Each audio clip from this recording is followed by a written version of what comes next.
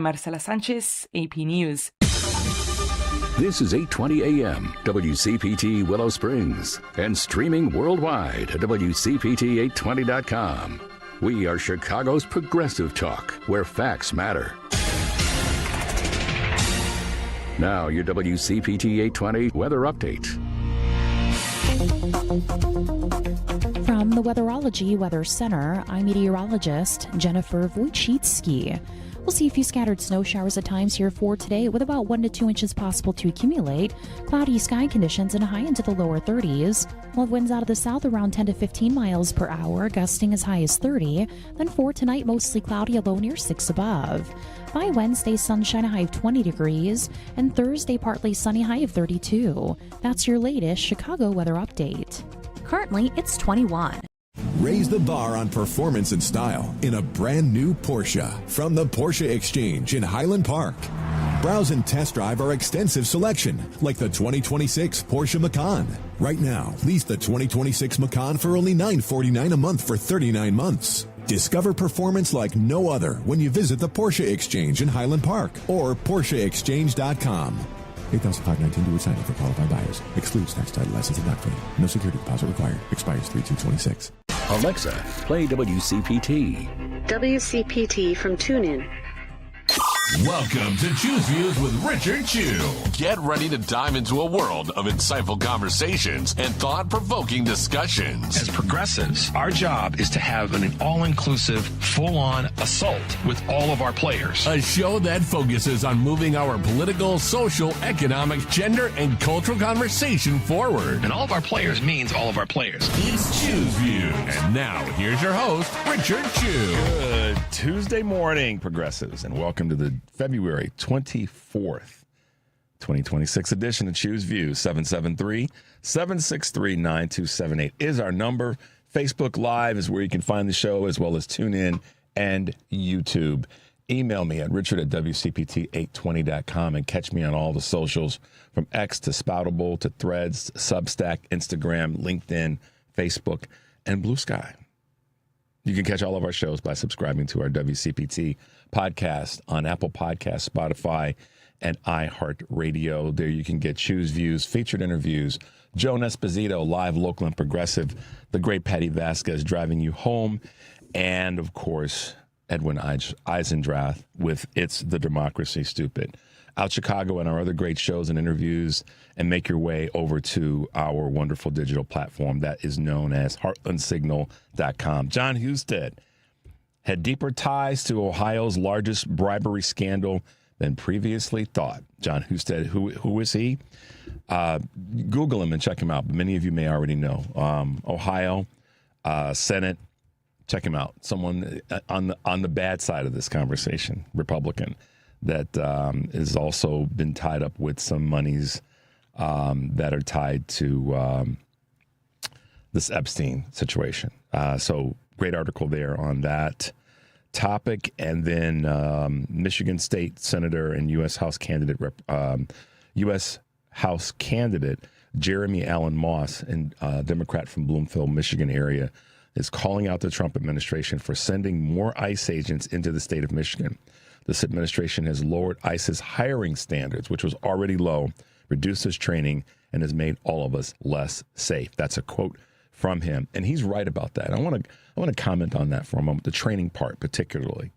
We got folks out here that are part of ICE that are less trained than some rookie police officers in a major metropolitan area. That's a fact. And that's information that's come out. And you guys, I'm going to link this real quickly. The ICE attorney testified about the training, saying that the training was garbage. That's my word. So when we see that these goons, these thugs, these MFers are out here snatching grannies and children and shooting, assassinating people in the street, we shouldn't wonder why. They're not trained. And I said this a few weeks ago, right after Alex Pretty was assassinated, that the training, people saying that they need more training. No, they don't need more training, because what are they being trained to do? I mean, you know, I'll give you this best example about this, or well, not best, but one that comes to mind. Devin is a martial arts instructor. He could train somebody to do some stupid stuff, right, Dev? Just because you're training somebody doesn't mean you're training them the right way or in a way that's to do the job or the work or the thing effectively. And so when I said this a few weeks ago about the training, people say they just need to be trained better or how they're trained. No. This is where I say it needs to be burned to the ground. And then when you hear stuff like this from State Representative Jeremy Allen Moss about their training, they've lowered their hiring standards and they've reduced training that we've already felt was skeptical at best. But make your way over to Heartland Signal so you can check out that article among others that we have there. This is where we have to raise the standard. And this administration, they got to, just look at it. We can go down the list of all the things that remember when he said that, hiring the best. No, he has not.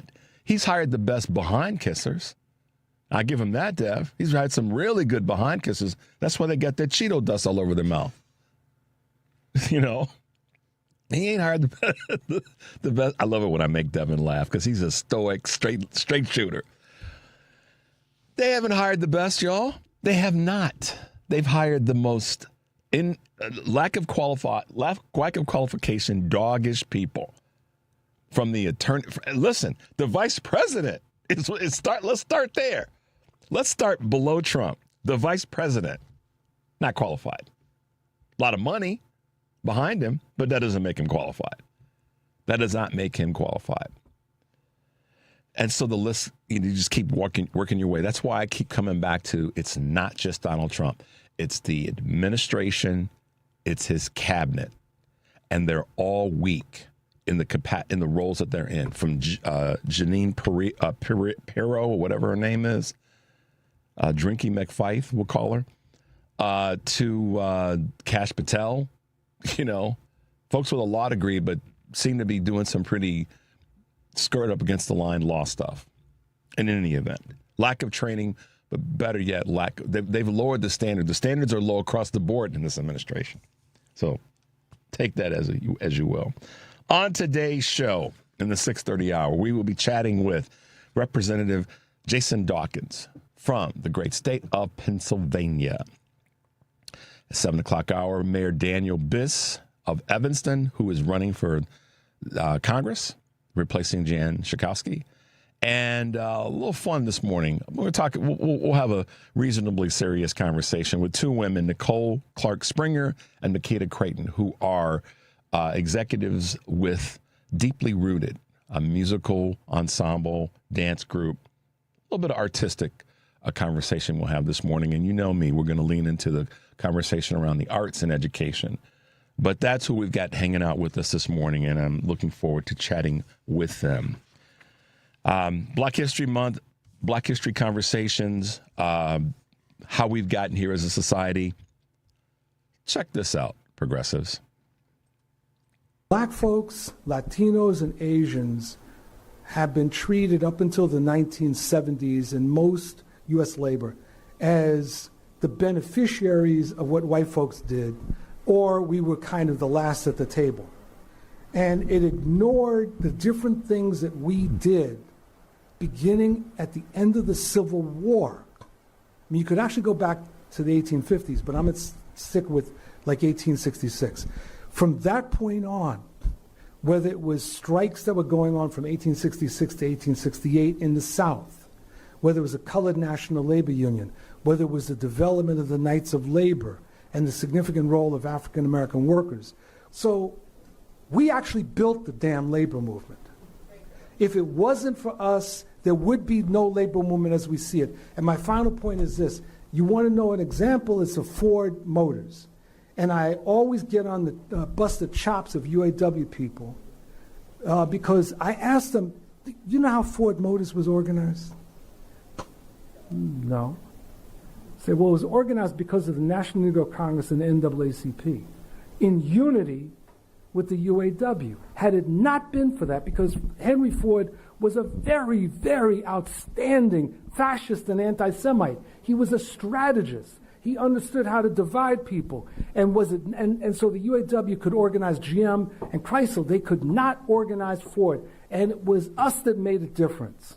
And yet, if you ask the UAW to this day, even progressive people in the UAW, I'll bet you $1 to a donut, they don't know this history. We built the movement. We should never walk away from that.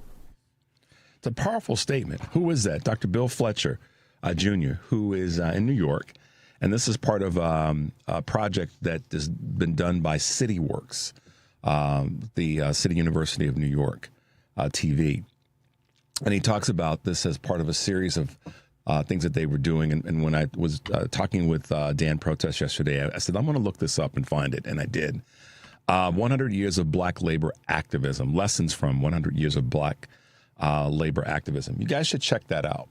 Because what you'll see, and again, in Black History Month, as I said, and I've tried to keep my word as best possible every day to bring you a little snippet, something that you may not have known about or been even aware of, or you may have, and it kind of got away from you in terms of the impact. You know, so often it's easy to see the big names and the people who are, and Devin and I were just talking about this earlier in terms of who gets credit for what. It's easy to see the big names. The big names are the ones that oftentimes are the ones that make people comfortable because they say the things that are palatable, right? It's the people that say the hard stuff that you don't want to hear, like Dr. Fletcher, that you don't want to hear what he has to say because it makes you uncomfortable. But the discomfort makes you act. It makes you kind of go, okay. And that reaches all of us in all of our communities on any given thing. And so I thought after having Dan on yesterday, I thought, let me see if I can find this. And I was fortunate enough to be able to do it. But it's a great work. You guys should check it out. CityWorks, Lessons from 100 Years of Black Labor Activism. And it also gets into the conversation about how, at the end of the day, the activism is about pulling us together from all communities, from all of our cultural communities, racial, gender, and economic communities. Again, the power of the people is what gets stuff done. It gets that engine going. And then it's the fuel of other people, like logs on a fire or coal in an engine, that keeps it moving down the track. And that's where we are right now. We're going to talk about that a little bit with some of our guests today. Let's take a quick break. The number is 773-763-9278. I'm Richard Chu. You're listening to Chu's Views on WCPT AM 820 in Chicago and WARR 1520 AM and 103.5 FM from Warren County, North Carolina. We'll be right back. Hey guys, this is Tara Devlin for the Political Voices Network. This is America, right? We don't do kings here. No crowns, no thrones, no authoritarian cosplay.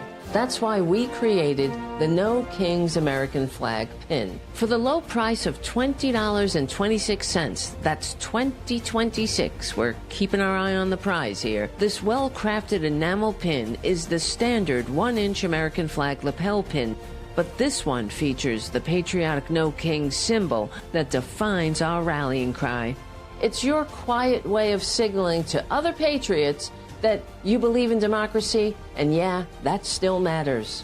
You can grab yours now at store.politicalvoicesnetwork.com.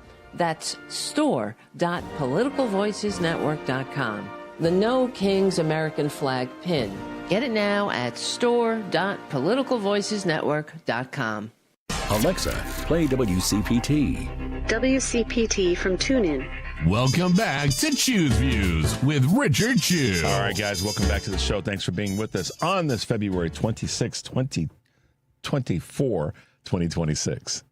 Today's the 24th. It is. I know. Threw me off. I know. I was like, wait a minute. That's not the 26th. Today is the 24th, in case you're wondering. You haven't checked your phone or your watch or your computer, just to let you know. I kind of ran over my own words there. Let's hit them with a couple of Chu's Views news items on this February 24th, 2026. Airlines cut thousands of flights yesterday due to the monster storm that impacted about 41 million people under weather warnings from Maryland to Maine in a fierce winter storm for the Northeast and the Mid-Atlantic region. Airlines canceled more than 10,000 U.S. flights through today, actually, according to FlightAware.com. Most of them out of New York, Boston, and Philadelphia. U.S. natural gas futures were up as much as 6.8%, according to Bloomberg, as Americans attempted to heat their homes, staying at home. Meanwhile, the country's two largest stock exchange operators, the New York Stock Exchange and NASDAQ, said it would be business as usual during these couple of days of the storm and getting cleared out. Merck is launching a new cancer division before patents expire. Merck announced yesterday that it will split cancer treatments into a new unit as the drug maker prepares for the blockbuster Keytruda to lose patent protection in 2028. And what that then means is that other companies will develop their version of it. The company will create a second specialty division for non-cancer treatments, targeting HPV, diabetes, and lung disease, among others. Keytruda is a immunotherapy drug that helps the body detect and fight cancer cells. The EU is to freeze ratification of the U.S. trade deals over tariffs. The European Union plans to pause approval of a trade deal with the United States in the latest reverberations from the Supreme Court's decision late last week that struck down Donald Trump's reciprocal tariffs. Europe's major political groups intend to halt negotiations today while seeking clarification of the U.S.'s plans to impose a 15% global tariff. The U.S. is the biggest source of American imports and had previously agreed to a 15% rate on most European exports, but changing U.S. demands and threats to Greenland have slowed this ratification. And last but not least, small businesses are increasingly adopting 401k plans. Small businesses are increasingly offering these plans to their employees, helping close the longstanding retirement savings gap. Nearly 6 million more workers at firms have gained access to 401k style plans since 2019, according to payroll provider Gusto. Although time and cost have historically deterred small employers from offering retirement benefits, competitive labor markets, enhanced tax credits, and the rise of lower-cost online providers are providing a narrowing of this gap. The trend is particularly beneficial for lower-income and minority workers who have historically faced barriers to retirement savings based on the employer that they work for. So there you go, guys. A couple of Choose Views news items on this February 24th, 2026. All right, I'm going to pivot back to something that I mentioned a moment ago before we went to the first break, and that is the site's attorney. So yeah, he's outing much of what we had been speculating on in terms of the training and a lot of the communication within ICE between officers and between leadership. So we'll keep you posted on that as we get more information, and maybe we'll be able to provide you with some clips from this testimony. State of the Union. Devin and I were talking about this as well. And is Mike okay? And I'm sure Mike has a thought about it too. So I'll get either a thumbs up or a thumbs down from him. The State of the Union is tonight, and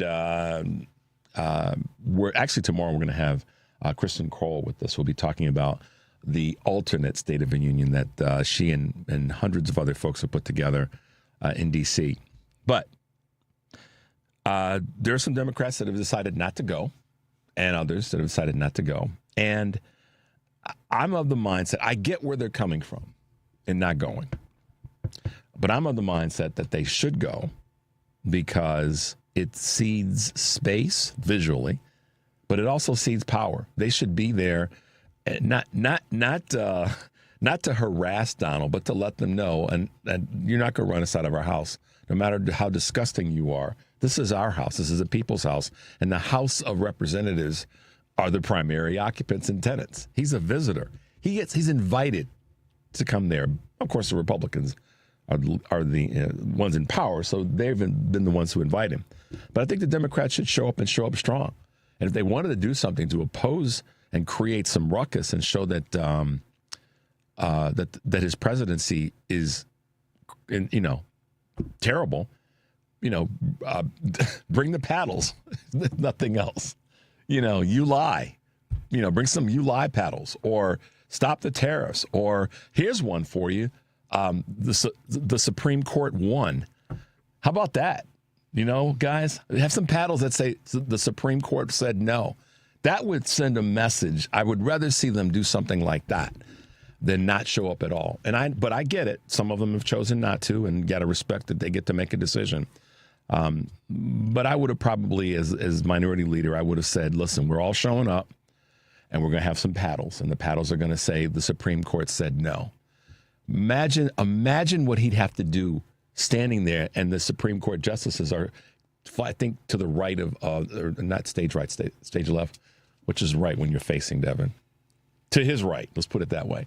He'd have to, and he wouldn't be able to deal with it, because they already said, he went after them on Friday. So how cool would it be for the House Dems to show up with paddles that say the Supreme Court said no? And he's got to look at that every time he opens his mouth. Just raise him up. That's me.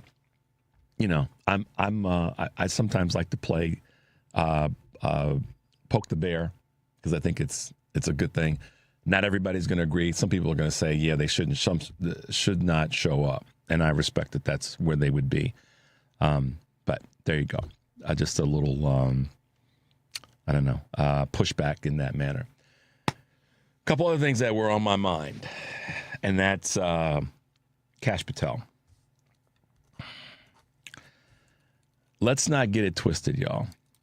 Celebrating with a winning team, hockey team, basketball team, football team, or in this case, a team that's representing the nation in a sport that's during the Olympics. So in this case, the U.S. hockey team.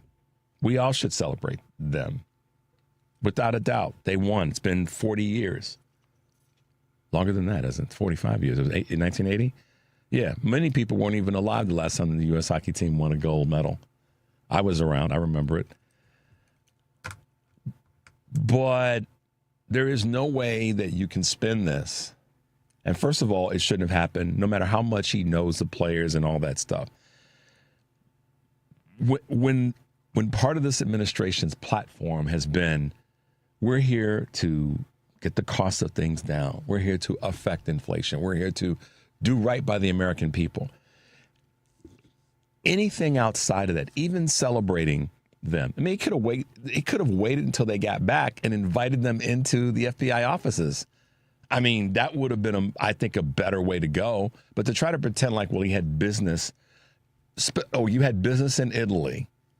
Just ironically, even though you said it months ago, which means you were planning on doing it anyhow. So let's not get it twisted. There's different reports that have come in terms of the cost. But the optics are also part of it. And but this goes to show something that everybody should pay attention to. They don't give a damn about the optics. Pam Bondi's showing her back end last week. They don't care. They really don't care. Kristi Noem, same thing.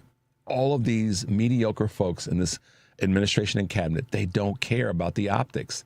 They're just going to show their behind. I got another word for that, but I'm going to keep it clean. And so because of that, they don't care about the optics. Then let's lean into the thing that Americans should be caring about, and that's the money spent. So some say the estimates are somewhere between $75,000 and $100,000. So I look at it like this. Why not just invite them for a tour to the FBI building?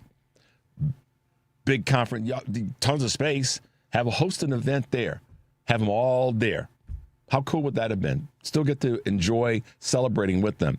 But for him to do that and spend taxpayer dollars to fire up that G5, talk about privilege. This is why I always say privilege isn't just white privilege. It's access privilege. Talk about privilege.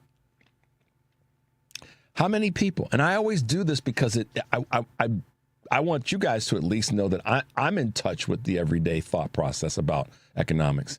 How about take that $75,000 to $100,000? Let's call it $100,000. How about take that $100,000 and use that money, which is taxpayer money. I thought DOGE was going to ferret out waste. This is wasteful to me. There's no way you can spin it. It's wasteful.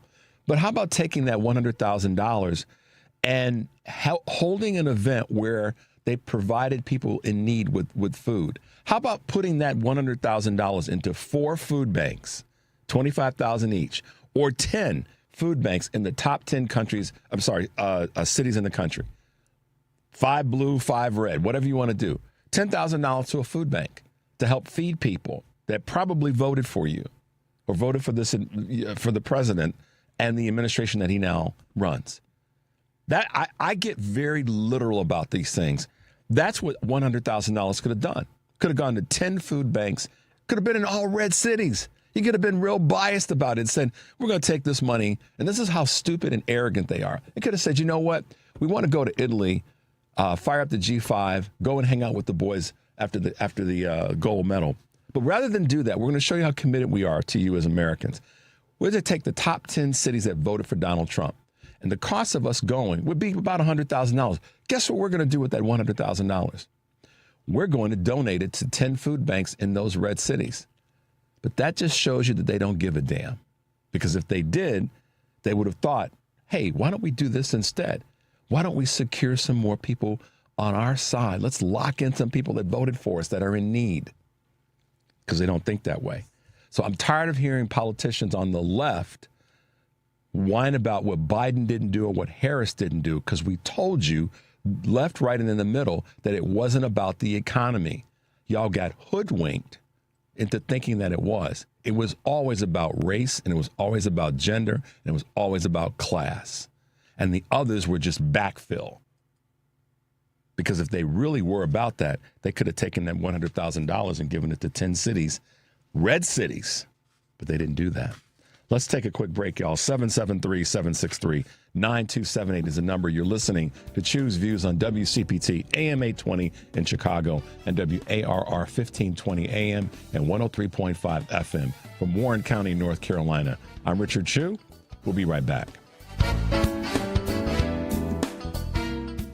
Knock, knock, Capital One Bank guy. Wow, Charles Barkley? I just moved into the neighborhood. Can I borrow some Wi-Fi? Yeah, sure, Chuck. That's what the Capital One Cafe is here for. Open 7 days a week at most locations. Oh, can I use your ATM? My dog walker only takes cash. Anything for a neighbor. Can I try the catchphrase? Sure, take it for a spin. There's no fees or minimums on Capital One checking accounts. Nice, Chuck. I'll take it from here. Capital One. What's in your wallet? Terms apply. Visit CapitalOne.com/bankguide for details. Capital One and a member FDIC. Menards 11% rebate is here. From lighting to lumber, from doors to floors. The bigger the project, the bigger the rebate. From painting projects to that new kitchen makeover and designing that outdoor space of your dreams. Save big on any project you're tackling. Hurry into Menards for an 11% rebate on everything. Mail-in rebate is a merchandise credit check, not a point-of-sale discount. Redeemable on future in-store purchases only. Not on future purchases on Menards.com. See store for details. Save big money at Menards.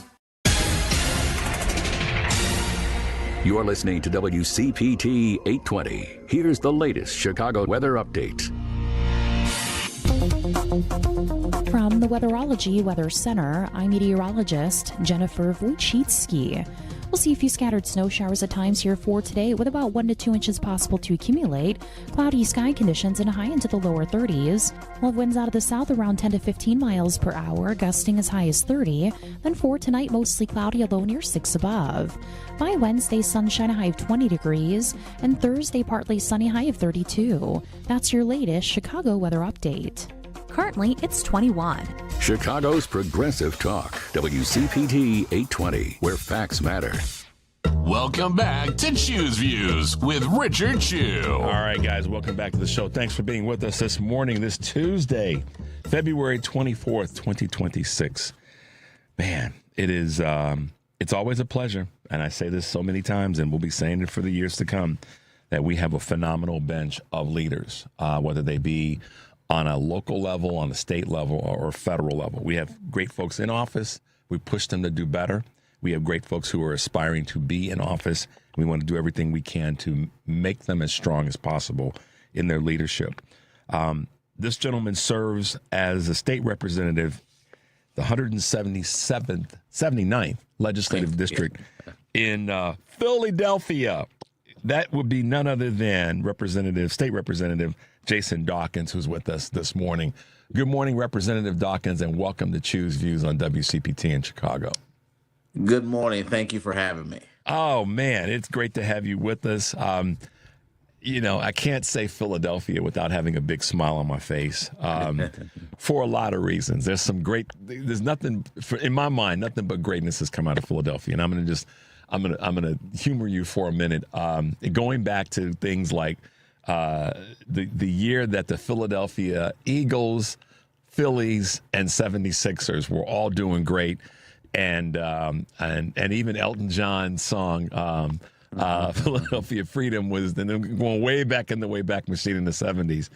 But and I'm a huge Dr. J fan, always have been, and so on and on with regard to Philadelphia, and it's such a wonderful city. It is a city of brotherly love, and that extends to so many communities. It's been a welcoming city for people from across the globe, and you have the honor of being one of the representatives from that area as a state representative for Pennsylvania. Talk to us a little bit about your background and a little bit about the work that you're doing and how you're working hard to make things better for the folks in the state of Pennsylvania. Not a problem. So I actually had a very unorthodox pathway to the House of Representatives. It was never on my bingo card growing up. It was one of those things that was a true calling. I had my aspirations set on going to Wall Street. Funny enough, I was following the Rainbow Coalition of Jesse Jackson. I wanted to be one of those guys to go to Wall Street and actually bring an economic development back to our neighborhood that desperately needed those investments. And that's the path I was on until the housing crisis happened, and that kind of dream was deferred. Yeah. And luckily for me, I had the opportunity to meet a wonderful Latina who was running for city council on the district side in my neighborhood. And she was the first to be elected in that role. And she wanted a representation of the entire district to be reflected in her office. And I had the opportunity to interview for that particular position. I was able to come under her leadership. She truly taught me everything I needed to know, and as it relates to how do we engage community, how do we get resources back to community, how do we bridge the gap. And that has been the driving, movement for me for a long time. And when I had the opportunity to run for State House and the opportunity was sitting there, I couldn't resist. I said, this is my opportunity to showcase all the things I've learned under her leadership and take that forward and make sure we continue to be that voice and that piece that's always been missing in the neighborhoods in which we come from. So I come from a single family household. I was the youngest of three boys. My oldest brother lost his life to gun violence when I was 13 years old. And that was a huge transition coming out of middle school, going into high school with that burden on my shoulders. It was a tough transition. Mm-hmm. I did not do well in ninth grade, as most kids who suffer from trauma don't do well directly thereafter. But I was able to kind of build a certain, armor to allow me to really face obstacles head on and really want to do something about the actual condition of my neighborhood. So when the opportunity of State House was presented, I knew this is my calling. I knew this is something I wanted to do. And I invested all of my energy and time into making sure that I was the best representation of my neighborhood that I can be in Harrisburg. Well, shout out to your mentor, I guess you could say. And I've said this for years. I'm a stone cold mama's boy, and I respect women like nobody's business, because all of the greatness that I have aspired to and things that I've been able to do, I can turn left, right, and see strong women that have been right there pushing me along and bumping me from danger and craziness. So kudos to her, but also to you for acknowledging her role in that, because it's representation oftentimes comes from the strangest of places. It comes from someone that you don't expect is going to be in your corner, but they are. And so she clearly saw something in you as well. So and now the community is benefiting from that because they've got a strong leader like you in the role that you're in. So Representative Dawkins, let's talk a little bit about the not the benefits, but the resources in terms of coming to your community or communities like yours throughout the country. We have a federal administration that's doing everything they can to cut resources, redirect resources away from communities that need them the most. And yes, they are black and brown communities, most certainly, but also in many cases, rural communities that might look like our Caucasian brothers and sisters. Absolutely. But resources are being directed away from them as well. How are you navigating that when you, as a state representative, know that the federal rules or cuts, I should say, are impacting people right in your community? How are you galvanizing and helping to still keep moving things forward? Well, the wonderful thing about Pennsylvania, we have a great governor. And I have to give credit where credit's due. Governor Shapiro has really stepped up to the plate as it relates to the federal cuts, or the federal threats, I should call them, as they apply to different states, especially states that are considered blue states. We've been able to kind of keep our state afloat without those pressing cuts having real effect on the local level. We've been able to combat that with, again, record number of revenues that's been coming into the state by way of all the great program that has been brought forth by the Shapiro administration. We have also had other on-the-ground resources that we have invested into, such as our food banks, such as our social networks, our nonprofits. We made sure that we have front-loaded a lot of those resources, knowing what was coming. More importantly, we are arming folks with education of understanding where resources may lie, because a lot of times resources are underutilized, and we want to make sure that folks are tapping into what's already there. So you have inventories that are now starting to be used or accessed, but wasn't always accessed, because again, when folks didn't need those resources or didn't need those services largely went underutilized. So we've been able to kind of redirect where folks' needs kind of lie, and making sure that we can kind of bridge whatever gaps that may be existent. But more importantly, what we have done is invested in future planning in this state. We have a ton of infrastructure projects in the pipeline. We have a ton of new programming for folks who want to be retrained and go into different fields. I'm the chair of labor, so we do a ton around our apprenticeship programs to make sure folks know this is an outlet. These are great jobs with great benefits,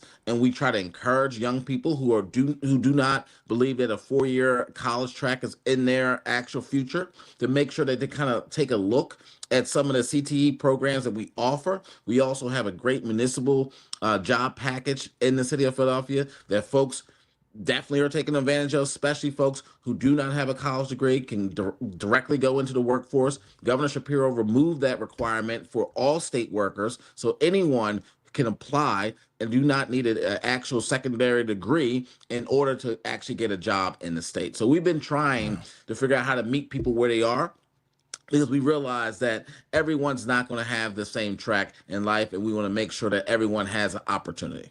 Everybody can have a track. It doesn't have to be the same. It sounds like you guys have definitely captured that or understood that. And something that you said that just really made me smile, Representative, is that you guys look to the future and realize that the future's coming. The future's here every moment. But from a planning standpoint, you looked at it and said, hey, wait a minute.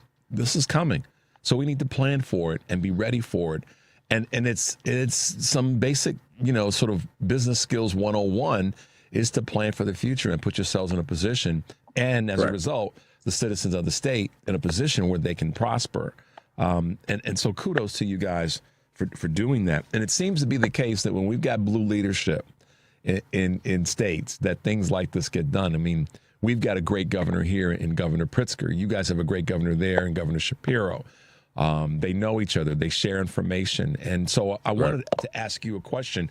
Do you get opportunities to share, or maybe not share, but at least connect with other state representatives in terms of what you're doing that's working, and maybe finding out what they're doing that's working, to kind of, share that knowledge and share that energy and power? Prior to COVID, we used to have these conferences where we would travel the country with other state legislators. We still do it. We have the national conference of state legislators that travel every year, but we had something called YAO, which was young elected officials, and it was a powerful group because it allowed a lot of the younger leaders to be able to share those ideas and figure out what works in your state, what some of the challenges that you may face, and we would be able to converse that way. There's still a lot of that shared information that's happening, a little less now post-COVID, because I think folks have really dialed down and got focused in districts because the need has grown so much, and we want to make sure that we're not missing the opportunity to service folks where they are. Because a lot of times, when you have an immediate need, we always call this the rainy day fund, right? So our Republican colleagues are always complaining about this rainy day fund that we have sitting on about $11 billion. And every time we want to access those funds, they're like, well, that's a rainy day fund. It's like, well, it's pouring down raining outside. So at some point, we're going to have to provide shelter to individuals who are getting wet. And that's not such a hard thing to actually understand. But I think you said something earlier about our rural communities. It's for the first time in my elected career that we're truly starting to see a pivot from the rural Republican parties and saying, wait, these economic policies coming out of Washington actually are hitting my doorstep. This is not what it's supposed to be. I'm not a blue. I'm red. I'm not blue. And it's like, that has nothing to do with it. It never had nothing to do with it. Yeah. It always came down to economics. And we try to always preach this throughout the state. We're not here to promote any one party's agenda. We're here to promote an agenda for all people. And that's the message that always got lost, because folks only can see you through the lens of your partisanship. Yeah. Which that's fine, but that's also limiting your ability to see what's coming, because we've been given the warning signs. We've been saying, hey, let's pass a minimum wage bill. You know why we want to pass a minimum wage bill? Because all wages go up when we pass this. Yep. Not just a few. Don't get caught up in the numbers that they want to tell you that a small percentage of people are currently making the minimum wage. That's not true, because you have folks make sub-minimum wage, which they don't tell you about, because those numbers are not widely shared because they know they're embarrassing. Yep. Wow. Now we see why you've been elected to office there, because you know what is going on. You're listening to Choose Views on WCPT AM 820 in Chicago and WARR 1520 AM and 103.5 FM from Warren County, North Carolina. I'm Richard Chu, and we are talking with State Representative from Pennsylvania, Jason Dawkins, that serves the 179th Legislative District. Representative, you said something a moment ago, going back to this conversation about doing it for everybody. And I think that because our ideas are better, they're not perfect, but our ideas are better. The better, in my definition, is because it's to affect everybody in the most positive light possible, whether they be urban, suburban, exurban, rural, deep in the country. It's to help everybody along the way. Right. And it is truly, I believe, our ideas, our policy goals are about that wonderful phrase, I shouldn't say infamous, but that wonderful phrase, a rising tide lifts all boats. And so that's what I'm seeing more and more is starting to happen. People are going, hey, wait a minute. And you mentioned this in terms of partisanship. I thought that was going to be against them, not against me.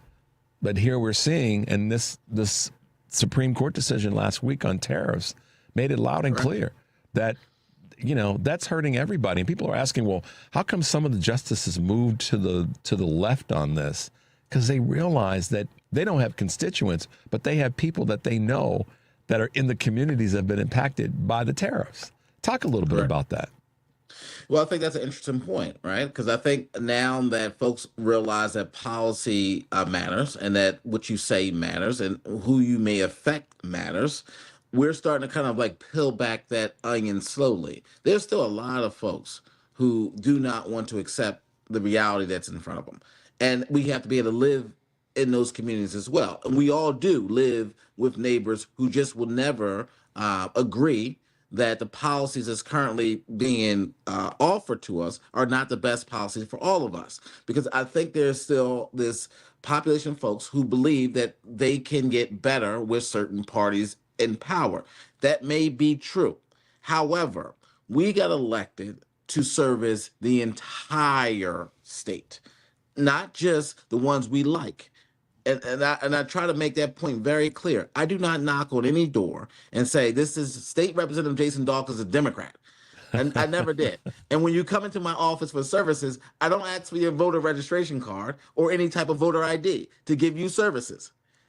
That's what I've been trying to convey for a long time to my colleagues on the other side. Stop drafting policy that only fits a certain narrative or talking point to allow you to go out to pretend. And I say pretend because that's all you're doing. You're not actually affecting any change by making policy that you deem only benefits a certain subset of this state. When we talk about the economics of this state, we have to take and encompass the entire shift that we have seen over the last 10 years of folks who have never been inside of those pantry lines are now occupying those pantry lines on a weekly basis. Those same folks who've seen their paycheck be able to buy a vacation home and send their kid to Catholic school no longer have that luxury. All their kids have to now go to public school and may live in apartments because they can no longer afford the home. These are real consequences of actions that we have either made or not made in terms of investments in our community. More importantly, look at our education system. Yeah. When you look at the correlation between those who truly believe that one-party politics will somehow be the thing that keeps them, rise them out of poverty, it has not changed. Because if you look at the test scores, it tells a different story. And for whatever it's worth, and folks can look this up on their own time because the numbers are the numbers. Red states have a direct correlation to failing schools. Yeah. Period. Hard stop. And we have to be able to address that without making it about politics. We should be investing in those states. We should be working with those members and say, that's not a good look long term for your constituency. Because if that constituency fails in Alabama, Arkansas, Mississippi, eventually it's going to have an effect in Philadelphia, New York, Vermont. We're all connected to the same source. Yep. At some point, us, claiming to be God-fearing, we're gonna have to tap into that God-fearingness and realize that we're all God's people. You've been spending too much time listening to. Okay, I say so oftentimes, Representative, causing hell Monday through Saturday and running the church on Sunday.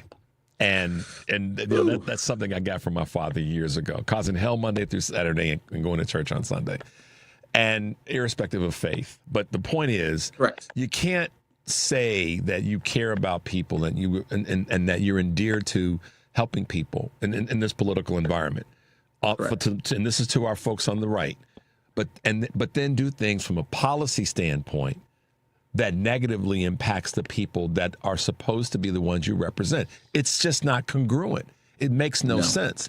And I know that the biases are there, and they're cultural, they're racial, they're gender, they're all of those things. But at the end of the day, if you're being honest about what you represent as a representative, then you can't have policy that takes away from the value of the persons that you say you represent. It just doesn't work. And so that's the reason that I've been so maybe driven to talk from an encouraging standpoint about our bench and about our leaders and what you're trying to do, which is to crack through that, to say to your quote unquote colleagues or your other, your competitors, as I like to say sometimes, that that's not working because your people are suffering. And the tariffs were a flashing red signal that businesses, small, medium, and large, who employ people in communities, all cultures, were going to be painful. And now the Supreme Court has said, Donald, you were wrong, and we can't stand behind this anymore. So I'm glad to see that you've connected the dots. I know that you had, but I'm glad to hear you articulate it this morning. Let me ask you this, Representative. Right now, when we talk about other states and what other states are doing, Philadelphia, Pennsylvania, Pittsburgh, Pennsylvania, big cities that we all know about from all different reasons, But the one thing that's kind of, I say troubling people or confusing a lot of people is in the general election in 2004, how Pennsylvania voted. And what's your assessment of what went down in the state and how we work through that as we go forward? So you said in 2004? I'm sorry, 2024. 2024. I figured that's what you meant. I was like, let me make sure. Thank you for correcting me. 2024. No, so this is what I would say. We have to keep in mind that folks are impressionable. Social media have been weaponized in ways I didn't think was originally possible, but I knew it could be. I didn't think it was going to advance as quickly as it advanced. I seen the addictive properties that it had. I think there was also an awakening that we have to acknowledge that there was a certain generation that came up in that technology. I think millennials kind of grew with technology and kind of understood the nuances of it. But then what you had is baby boomers who were just being introduced to it. And they got kind of sucked into this like vacuum chamber. Yeah.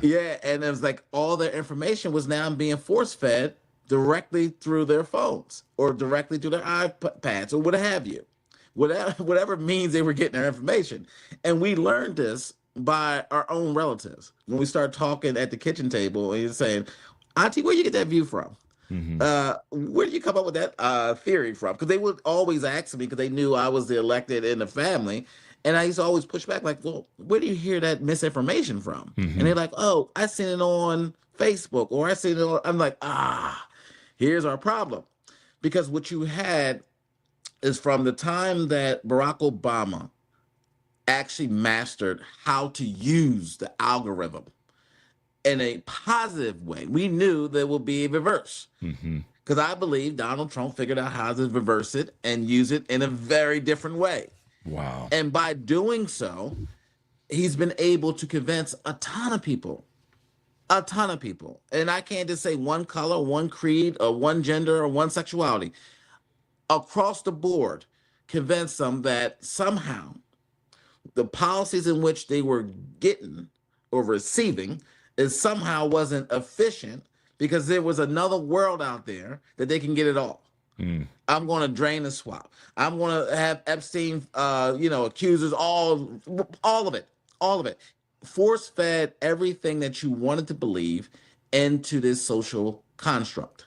And because we accepted that, you had a total pivotal pendulum swing from, I say, common sense to delusional.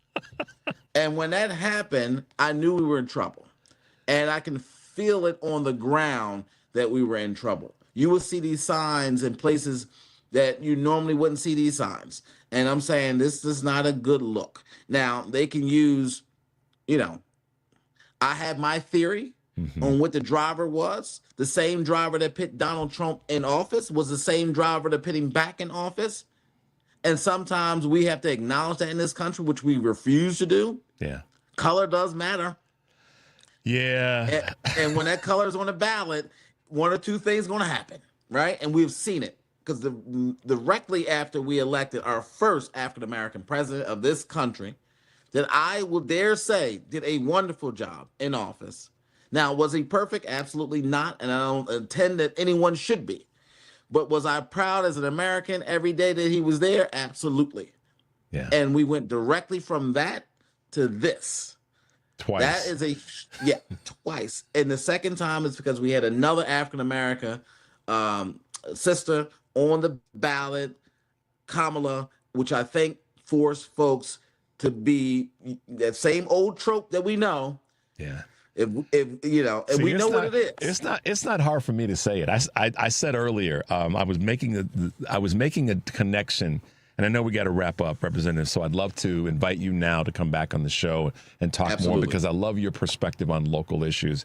And I won't even drag you through what I said earlier, but at the top, I'll give you the top line, which you may have heard, is it really wasn't about economics at the end of the day. No. We could talk about that all day long, and we know that that's a reality for people. That's not to say we don't recognize that. But if it were about economics, then Kash Patel would have taken that $100,000 that he spent to go to Italy and divided it into 10 communities, food banks, and given them each $10,000 if it were really about helping people in the community. So we'll deal with that in another conversation. But Representative, I really appreciate you hanging out with us this morning. And let, if you could, our audience know here and throughout the rest of the country how they can follow you, how they can potentially get involved with the work that you're doing there in the state as one of the best representatives that the state has. Let our folks know. Well, they can always follow me on any social media platform. Representative Jason Dawkins, Philadelphia, I'm easily to find there. I also have the website, repjasondawkins.pa.net. You can also find me there. But I'm very active on all of those outlets, and I encourage folks to definitely look at the policies in which we are out here advocating for, because a lot of them don't just affect Pennsylvanians, but I think it's going to have a long reach down the line on what other states could do to mimic from. Absolutely. Representative Jason Dawkins from the great state of Pennsylvania. Thanks for hanging out with us this morning. We will talk to you soon. Have a great rest of the week, okay? Do the same. Thank you. All right. Bye-bye. You're listening to Choose Views on WCPT AM 820 in Chicago and WARR 1520 AM and 103.5 FM from Warren County, North Carolina. I'm Richard Chu, and we'll be right back.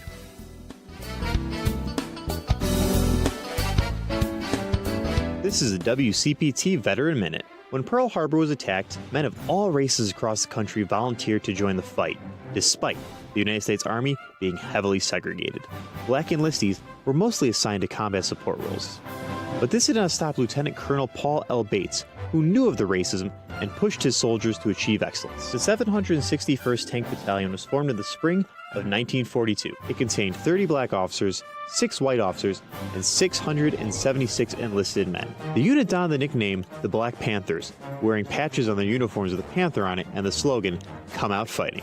And in 1944, the 761st was assigned to General George Patton's Third Army in France. General Patton gave a colorful speech to his crew, and the Black Panthers became the first African-American tank squad in World War II.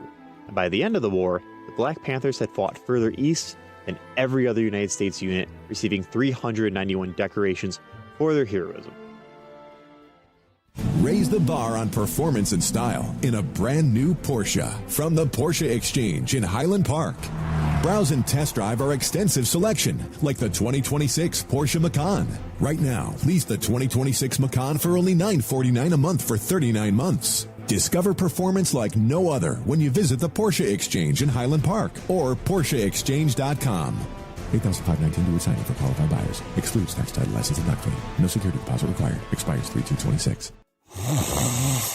Sound familiar?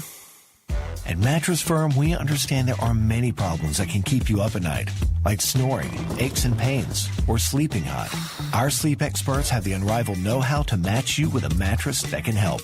And now at Mattress Firm, save up to $700, plus get a free adjustable base with select Sealy Posturepedic mattresses. For the great sleep you deserve, visit Mattress Firm. We make sleep easy. Restrictions apply. See store or website for details. Straight Talk Wireless presents Pickup Truck Wisdom. Trust is earned. That's why I've stuck with Straight Talk. Same price since 2009 on Verizon's 5G network. Cause shoot, anyone can make a promise. Keeping it for years, that means something. Now plans starting at $25 a month with 4 lines. Find us at straighttalk.com and Walmart. Straight Talk Wireless. Straightforward. Always. Same price claim applies only to the base monthly price of our $45 plan from October 2009 to present. Amazon Business empowers leaders with smart business buying tools, leaving time to focus on strategy and growth. Free up your teams and focus on your future at AmazonBusiness.com. AP News, I'm Marcela Sanchez. Police in Britain say former ambassador to the U.S., Peter Mandelson, has been released on bail. He's under investigation over documents suggesting he passed sensitive information to Jeffrey Epstein. Mandelson does not face any allegations of sexual misconduct. France is arguing with the U.S. over a top U.S. diplomat's role. AP correspondent Charles de Ledesma has more. France's spat with the US ambassador to Paris took another turn on Tuesday, with the French foreign minister saying the top US diplomat in France must respond to a summons and won't have access to French government officials until he complies. French authorities had summoned Ambassador Charles Kushner, the father of President Donald Trump's son-in-law and advisor Jared Kushner, for a meeting on Monday evening over comments from the Trump administration that France objected to. French diplomats said Kushner did not show up. Now French Foreign Minister Jean-Noël Barrot described the failure to attend the meeting as a surprise that flew in the face of diplomatic protocol. Barrot said, speaking to public broadcaster France Info, it will naturally affect his capacity to exercise his mission in our country. I'm Charles de Ledesma. President Trump will deliver his State of the Union address tonight. He's expected to try to calm voters about the economy ahead of this year's midterm elections. In Utah, prosecutors portrayed a mother and children's book author as a money-hungry killer yesterday on the first day of a murder trial in her husband's death. Corey Richan's defense team urged jurors not to make judgments before hearing her side. The 35-year-old faces a slew of felony charges for allegedly killing her husband, Eric Richans, with fentanyl in March of 2022 at their home just outside of Park City. She's denied the allegations. More on this story at apnews.com. This is AP News. AP correspondent Ben Thomas has the story of a weird flightless parrot in a rare mood for romance. That's the world's only flightless parrot. The kakapo is a really strange parrot found only here in New Zealand. Deirdre Vercoe with New Zealand's Department of Conservation. You can imagine a dappled light in a forest. That is the colour of a kakapo. Greens, blacks, yellows, all mixed. So well camouflaged. And big, strong legs because they're flightless, but they're very good at climbing right up into the canopy of very tall trees. Like the Rimu tree, which this year's produced a bumper crop of berries and set male kakapos booming. And then the females will go and mate and go away and raise a clutch of chicks. And that's crucial because by 1970, kakapo numbers had dropped to just 50. And more than 200 now, and Vercoe's hoping for a bumper crop of chicks. I'm Ben Thomas. And I'm Marcela Sanchez, AP News. This is 8:20 a.m. WCPT Willow Springs and streaming worldwide at WCPT820.com. We are Chicago's progressive talk, where facts matter. Now your WCPT 820 weather update. From the Weatherology Weather Center, I'm meteorologist Jennifer Wojcicki. We'll see a few scattered snow showers at times here for today, with about 1 to 2 inches possible to accumulate. Cloudy sky conditions and a high into the lower 30s. We'll have winds out of the south around 10 to 15 miles per hour, gusting as high as 30. Then for tonight, mostly cloudy, a low near 6 above. By Wednesday, sunshine, a high of 20 degrees. And Thursday, partly sunny, high of 32. That's your latest Chicago weather update. Currently, it's 21. When it's time to replace your appliances, Lowe's has you covered. Get up to 40% off select major appliances. And members get more like free delivery, haul away, basic installation and parts, and a 2-year Lowe's protection plan when you spend $2,500 or more on select major appliances. Our best lineup is here at Lowe's. Valid through 2/25 while supplies last. Selection varies by location. Excludes Massachusetts, Maryland, Wisconsin, New Jersey, Florida. Loyalty program subject to terms and conditions. Visit Lowe's.com/terms for details. Subject to change. Because facts matter. You're listening to WCPT 820. Welcome to Choose Views with Richard Chew. Get ready to dive into a world of insightful conversations and thought-provoking discussions. As progressives, our job is to have an all-inclusive, full-on assault with all of our players. A show that focuses on moving our political, social, economic, gender, and cultural conversation forward. And all of our players means all of our players. It's Choose Views. And now, here's your host, Richard Chew. Hey guys, welcome back to the show. Today on Live, local and progressive Joan Esposito. We'll be spending much of the show talking to guests about the war in Ukraine. And yes, this is its 4th anniversary of this Russian invasion. And kudos to the folks in Ukraine who have stood strong. 4 years, y'all. Tamar Jacoby, Kiev-based director of the New Ukraine Project. Illinois Congressman Mike Quigley and Joe Lostro, professor of political science at Benedictine University. Live, local, and progressive weekdays 2 to 5 here on WCPT AM 820, heartlandsignal.com, and tune in. Driving it home, Patty Vasquez will be joined by Cook County Treasurer Maria Pappas to chat about Black History Month. National syndicated columnist Heidi Stevens, Matt Conroy, candidate for Congress in the Illinois 5th District. That's Patty Vasquez, weekdays 5 to 7 here on WCPT, Heartland Signal website, TuneIn, YouTube, and Facebook. Tomorrow on Choose Views, Gloria Walton, President and CEO of the Solutions Project. Choose Views contributed Kurt Mullett from Hoosier Blue 63 and Kristen Kroll, Executive Director of Families Over Billionaires. Looking forward to hanging out with all of them tomorrow, and make sure to tune into Patty and to Joan today. All right. Lots happening with our congressional races, our state races and our congressional races.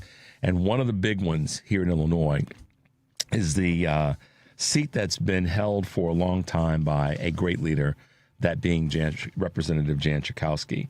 One of the candidates running for that seat in this congressional district is the mayor of Evanston, one of our great surrounding suburban cities.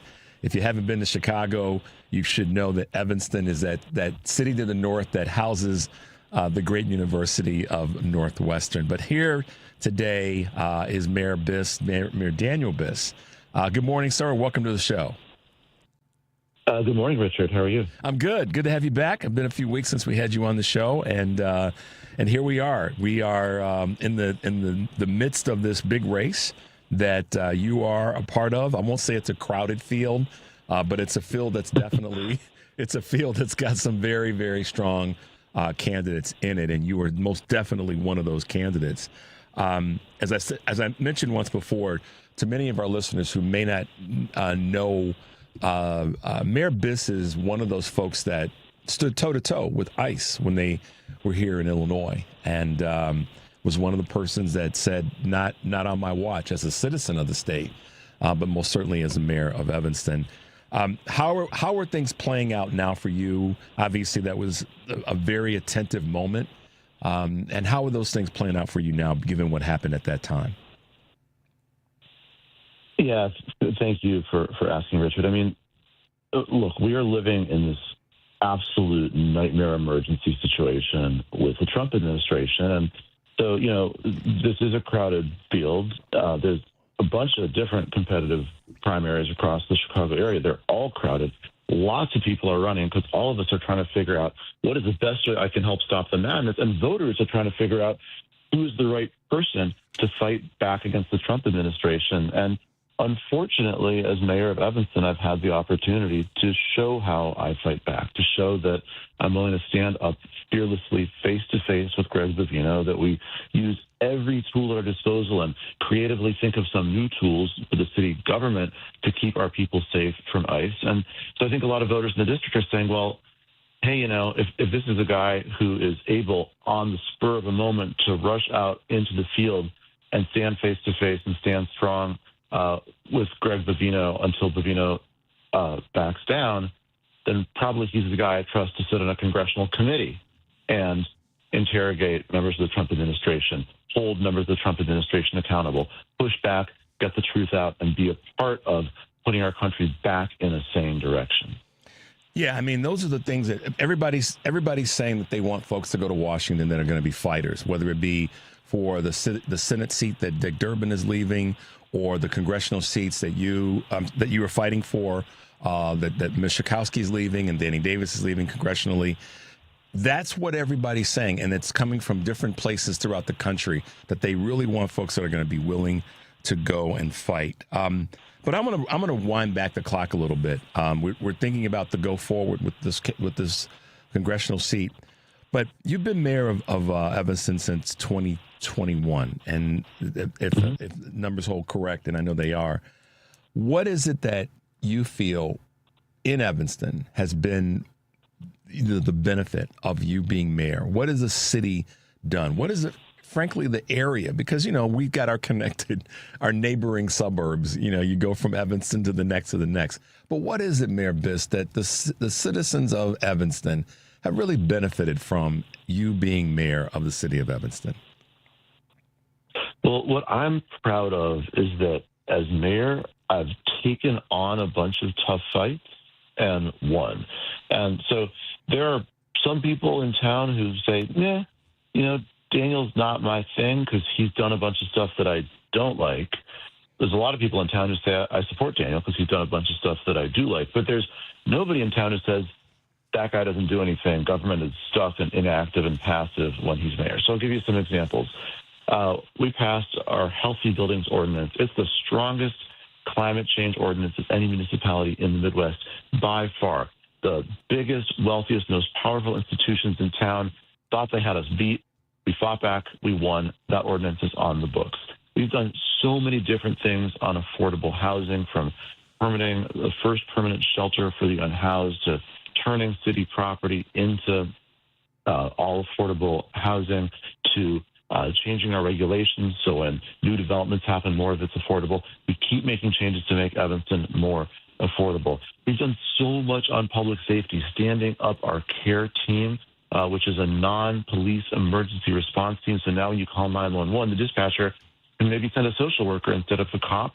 And this team has responded to thousands of calls, and now we're getting close to the third anniversary of having no homicides in the city of Evanston. That's never happened before in my lifetime. And finally, we set up the first municipal reparations program for Black residents in the country. And now municipalities across the country are looking to Evanston to figure out how they can begin to repair the harm done to their Black residents. And so, I look around the country and I see government is stuck and just not doing very much in so many places. And I think that's part of why people are cynical and frustrated and kind of sometimes even giving up hope. And I'm really proud to say, hey, I'm willing to take a risk and do a hard thing, even if it makes my own political career tougher, because we just need to make progress right now. Yeah. So the other side of that is, what would be the things that you feel like, didn't quite get that one done, or not getting that one done, that you feel, you want to make sure that there's still this attention that's put toward this, that you get this squared away, and that will benefit the citizens of the city of Evanston? One of the projects I've been most excited about is something we call Envision Evanston 2045, which is a plan to really make Evanston's housing and development and land use policies allow for Evanston to be as diverse, integrated, and affordable a community as possible. And we have made tremendous progress on this project, but what's left to be done is to overhaul our city's zoning code. And that's just a big, long, complex project, and you can't do it too fast because you need to make sure every voice is included at the table. And so we're not done yet. And I think that is the next critical project that when we get that right, we will unlock so much opportunity for Evanston to be affordable for more people and for Evanston's already vibrant neighbors to be more socioeconomically and racially integrated, which is like the most important thing. Yeah, that's so great to hear. You're listening to Choose Views on WCPT, AM 820 in Chicago, and WARR 1520 AM and 103.5 FM from Warren County, North Carolina. I'm Richard Chu, and we are talking to Mayor Daniel Biss, the mayor of Evanston, Illinois, and also Illinois Democratic candidate for the House of Representatives. One of the questions that I wanted to chat with you about, as brief as we can, and I know you've talked about this with other people, are the flock cameras that are part of the community. How are you navigating through that? Not anymore. What's your vision and your thoughts about how to handle that, how to deal with that? So for your listeners who may not know, Flock is a company that operates, among other things, license plate reader cameras. So the way these cameras work is like maybe there's a camera at the border of the city, and there's a database that has a list of license plates of stolen vehicles. If a stolen vehicle drives into the town past the camera identifies that plate. Police are informed, and then they can find the stolen car. It's a pretty useful public safety tool, I'm not going to lie to you. But the company, Flock, that is the vendor and handles the data, we determined they were not trustworthy not to share that data with ICE and CBP and other federal government entities.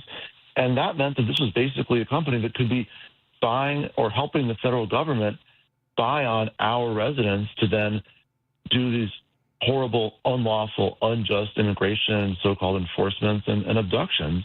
And we just said, no, we are not going to use any kind of technology that lets ICE spy on our residents and make our residents less safe. And so we physically took down the cameras. And then Flock, the company, they came back against our will and put the cameras back up. And so we actually literally had to climb up the poles and cover the cameras with bags so they couldn't be spying on our residents. And, this is basically my attitude here. There are upsides to having those cameras. There's no question about it. But we are absolutists. We are not going to participate in any of this horrendous ICE activity, and we're going to hold the line on that. And the whole community is in agreement, including the police department. The police department misses that tool, but they're going to find other ways to keep people safe because they want no part of the horrendous activities of ICE that have terrorized our communities and made Evanston less safe.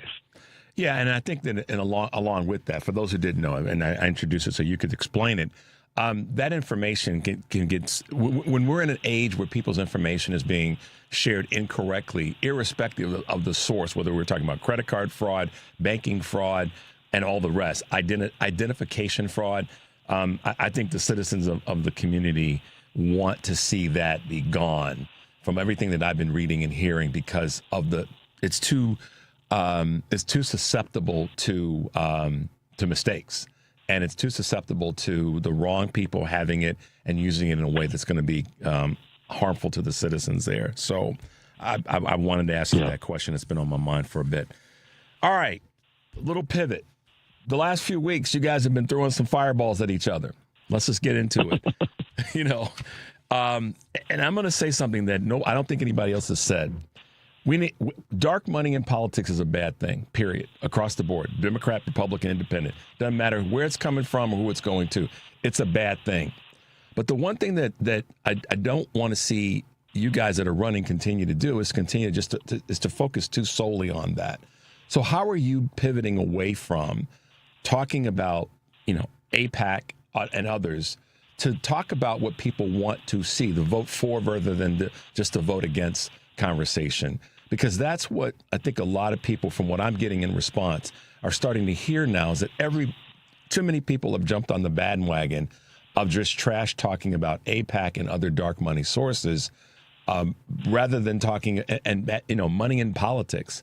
So how are you trying to pivot forward to talk about what you stand for versus just what you stand against? So don't vote for that. You know what I mean? Vote for me for these reasons. Let's talk about that. Yeah, I mean, I would go back to where I started and where you started. The people of this district are looking for a fighter who knows how to fight and win, who has backbone and courage. They're looking for the right person to take on Trump and the Trump administration for accountability and to keep our own constituents safe. And what I continue to communicate to our district is that is what I've been doing. There is a reason that mayors across the country and other local elected officials and policymakers across the country are calling me to say, hey, tell me what you've done in Evanston to keep your residents safe from ICE because we want to copy you. There's a reason that we continue to show our constituents footage of me standing toe-to-toe with Greg Vivino in our community, which is that demonstrates the kind of fighter I'm going to be in Congress, not backing down and always finding creative ways to do more. Because, by the way, even if, and this better happen, even if I'm joining Congress next year as a part of a Democratic majority, Donald Trump is still going to be the president. We're still not going to have as many tools as we should have and would like to have. And so we're going to have to be as aggressive and creative and courageous as possible about finding every tool we can find, using every tool we have, and not backing down. You're an elected official in one of our great cities, and you have done a phenomenal job in Evanston.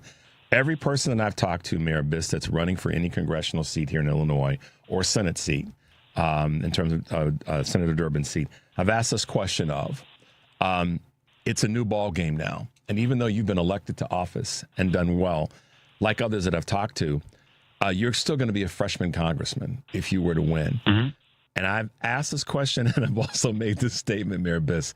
Y'all got to walk in with sledgehammers. You don't have time to wait a month, a day, frankly. Y'all got to walk in hour one and be ready to knock some tables over. And I think that's the fight that everybody that's pushing behind us right now, and I say all of us collectively, is wanting.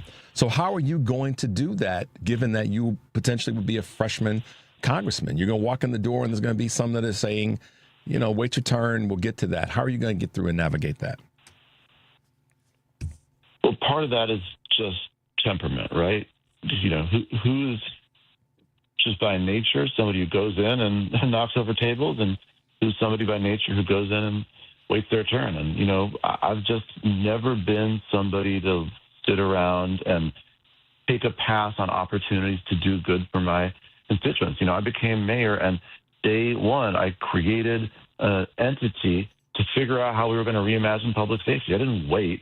We started on day one, and that's why today we have a care team in Evanston that's responded to thousands of calls and really changed the way we do public safety. So part of that's just what's your style. The part of that is, are you walking in with something that distinguishes you? So I'm going to become a member of Congress on January 3rd, 2027, as the only mayor in the history of the country who stood up a reparations program. So I'm going to have the credibility to speak to questions of reparations in ways that no other member of Congress, even if they've been there for 40 years, could speak to, because I've actually done it unlike anybody else in the country.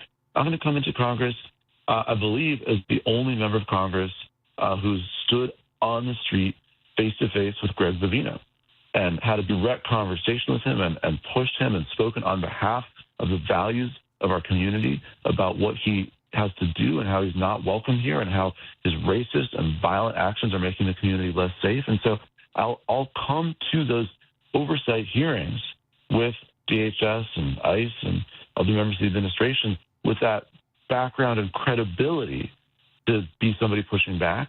And I think that's really important in these races, that we choose, first of all, somebody whose style and temperament is fearless, but also somebody who comes in with a demonstrated record of setting themselves apart on some of these big, tough, important, critical, thorny issues. Yeah, and they are thorny for sure. Mayor Biss, talk a little bit about this question that's out there. I know you've gotten it in different forums. What do we do with ICE? I don't want to give you a leading question in terms of what to do, but what are your thoughts about what we should do? What should be done with ICE and DHS right now? Big question. Abolish. Long question. Yeah. Long question, two-word answer. Abolish ICE. Okay. Abolish ICE. And I want to be clear about this, Richard. This is not something that I took a poll last month and decided that I should be for abolishing ICE because that's what my constituents want. This is something I came out for 8 years ago. I came out for abolishing ICE in 2018. Thank God things weren't as bad then as they were now, but they were bad. And the kind of seeds of what we now have were visible. And in fact, the seeds of what we now have are visible in the legislation that creates ICE, which basically says you've got this entity that does border enforcement that has these nearly military powers. That is a bad idea. That is wrong. That is dangerous. That puts a tool like this in the hands of a president like Donald Trump. And so the way that we ought to enforce our immigration law is humane. It is not violent. It is not militaristic. And ICE has no place in that. Yeah, I agree with that. Abolish them. Let's wrap up, Mayor Biss, with just a little bit of information you can share about your future, the Future We Deserve initiative, how that's important and how you would like to see that leveraged into something that's part of our national conversation. I am just really, really proud of the work that we are doing in Evanston on just fundamentally centering racial justice and the policy decisions we make, yes, on things that are kind of narrowly about race, like, for instance, reparations, and like things that are traditionally viewed as racial justice issues like policing, but also more broadly, like on housing issues. And, we talk in Evanston about being a community that is diverse, and it is, and that's important. That's in our DNA. But we've also historically been a segregated community, an extremely segregated community. And by the way, the city of Evanston itself, over the course of many years, spent time really not only enforcing segregation, but then making sure that it was driving resources toward the neighborhoods that it had made white only and disinvesting in the rest of town. And so what does that do? That just exacerbates the racial wealth gap. And so we are in the process through Vision Evanston 2045 of saying, listen, our promise to be an integrated, diverse, racially just community requires every neighborhood to be integrated, requires every neighborhood to benefit from the full vibrancy and diversity that comes from having people from all walks of life. And that means, yes, all races, but also all socioeconomic backgrounds, all professional backgrounds, all ages, and more. And I think that to actually achieve that requires a lot of hard conversations. When you have abstract conversations about, what are we for in theory, it's easy for everybody to kind of sing Kumbaya together. And then when the rubber meets the road and you're coming to make specific policy choices about what individual neighborhoods look like and what's going to happen next door to my house and what should the development, future, and housing mix of an individual neighborhood feel like, things get tough. And it's easy to duck those questions. It's easy to say, let's not worry about that because those questions are uncomfortable or might result in controversy. And I think that willingness to duck the uncomfortable questions is just core to what government has done wrong, is why politicians have a bad name. And I'm really proud that in Evanston, the process is not always unanimous. There are sometimes tough arguments. There are sometimes strong disagreements. But we're willing to grapple with these questions in an effort to design a set of policies that's going to make the reality on the ground in the community live up to the promises that we tell ourselves about ourselves. And gosh, wouldn't that be a nice pattern for the United States government to follow as well? Without a doubt. And more people want to see, not only want to hear that, but they want to see that in action. And I'm hoping that the candidates like you are going to continue to be able to push forward in that space. He is the mayor of Evanston, Illinois, one of America's best cities. Daniel Biss running for the 9th Congressional District seat, U.S. Congressional seat, I should say. Thank you for taking some time to hang out with us this morning, Mayor Biss, and being with us on Choose Views. Thank you so much for the conversation. I appreciate you. Very much so as well. Be safe, and we'll talk with you soon. Talk soon. Take care, Richard. Bye-bye. Let's hit a quick break, guys. 773-763-9278 is the number. You're listening to Choose Views on WCPT AM 820 in Chicago and WARR 1520 AM and 103.5 FM from Warren County, North Carolina. I'm Richard Chu. We'll be right back. In times of uncertainty, we need leaders who put country before party. Dan Tully answered that call, serving our nation with honor. I served in the Army Reserve and as a federal civil servant. But when the Trump agenda threatened our democracy, I refused to stay silent. I left my job in Washington in protest of Trump's lawlessness. Dan Tully is the only candidate with a detailed plan to hold Trump accountable, a veteran, a principled leader, and ready to fight for you. Visit dantully.com to see my comprehensive strategy for accountability. I'm Dan Tully, and I approve this message. Paid for by Dan Tully for Congress. Hey guys, this is Tara Devlin for the Political Voices Network. This is America, right? We don't do kings here. No crowns, no thrones, no authoritarian cosplay. That's why we created the No Kings American Flag pin. For the low price of $20.26, that's 2026, we're keeping our eye on the prize here. This well-crafted enamel pin is the standard 1-inch American flag lapel pin. But this one features the patriotic No Kings symbol that defines our rallying cry. It's your quiet way of signaling to other patriots that you believe in democracy, and yeah, that still matters. You can grab yours now at store.politicalvoicesnetwork.com. That's store.politicalvoicesnetwork.com. The No Kings American Flag pin. Get it now at store.politicalvoicesnetwork.com. Join me and WCPT Radio at the Southland Friends of Labor 17th Annual Jobs Breakfast. It's Monday, March 2nd in Alsip at Sprinkler Fitters Local 281. This special labor event is free to all active and retired union members and all WCPT listeners. Enjoy a great breakfast and a WCPT special broadcast.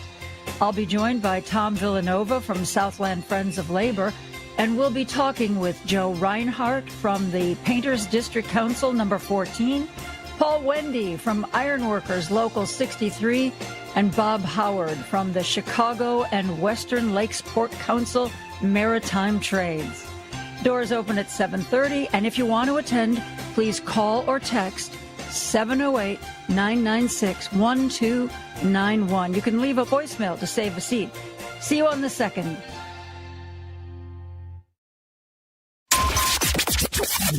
WCPT replay.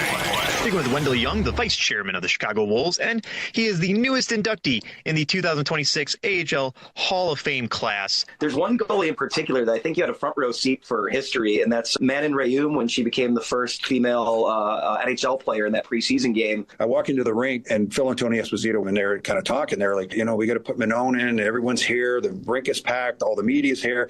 But what happens if she plays bad? And I go, this is your worry? They go, you're going to play the first 2 periods, Wendell. She's going to play the third. And I go, you're going to let her sit around for 3 or 4 hours, worrying, being stretched, warm up, and then tight, and then have to go in and waiting for that. I go, start her. If things don't go well for her, I go 10 minutes in. I said, I'll go in and just say that was our plan. We're just splitting the periods. And then I go, that's your out. So she goes in and plays unbelievable. I go in, and the rink starts chanting, put the girl back in. Keep listening to WCPT 820 because facts matter.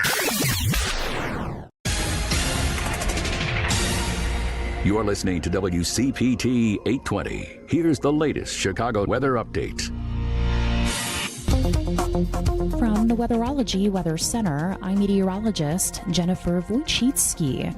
We'll see a few scattered snow showers at times here for today, with about 1 to 2 inches possible to accumulate. Cloudy sky conditions and a high into the lower 30s. We'll have winds out of the south around 10 to 15 miles per hour, gusting as high as 30. Then for tonight, mostly cloudy, a low near 6 above. By Wednesday, sunshine, a high of 20 degrees, and Thursday, partly sunny, high of 32. That's your latest Chicago weather update. Currently, it's 22.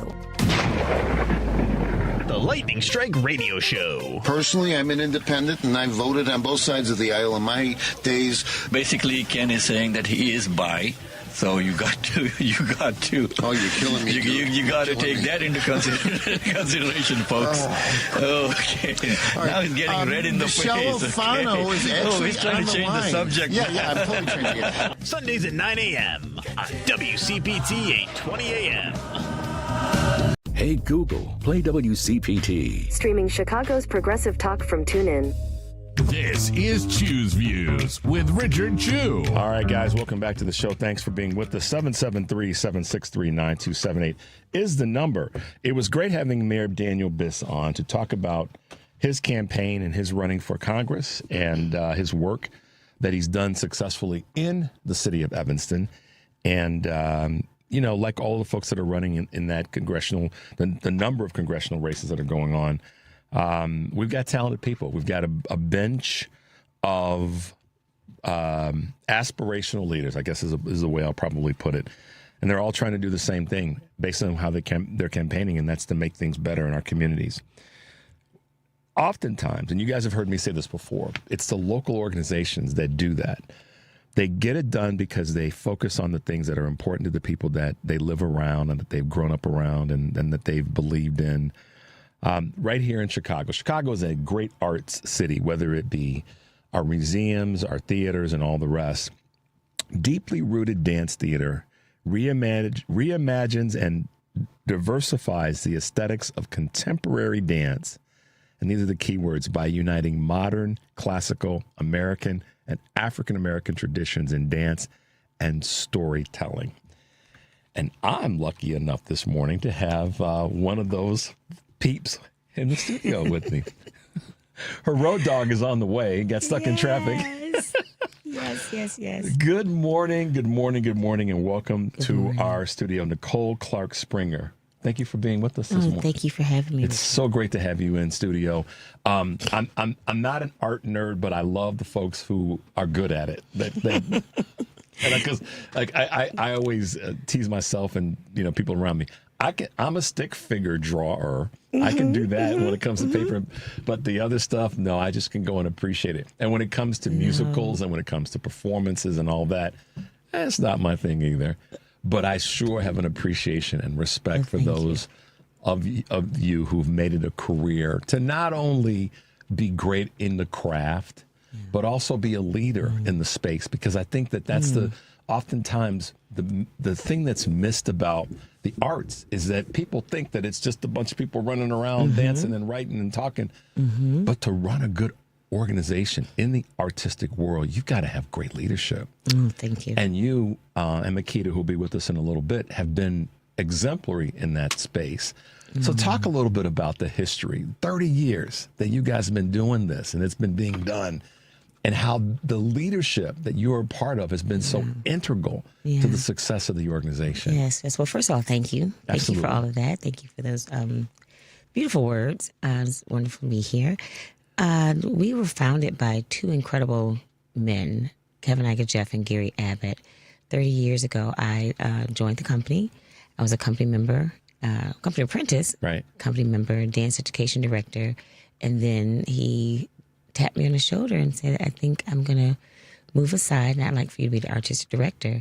And so when you talk about leadership, I had great examples. They made space for me to step into this role and understand the mission, and they laid wonderful soil. So it was, I won't say easy to do, but it wasn't beyond me. Right. I was prepared for the role. I understood the mission, and we allow space for dancers of color, but not just dancers of color, for all artists to come in and to see themselves, to work. I always tell the dancers, you have to meet the person that you don't know. Wow. You're going to end up meeting the person. That's your new book. Yeah. You're going to, I'm going to introduce you to that higher self. I'm going to introduce you to that person you always dreamed you wanted to be, but you get to decide how you want to do it. Yeah. And so that's what they did for me inside the leadership role.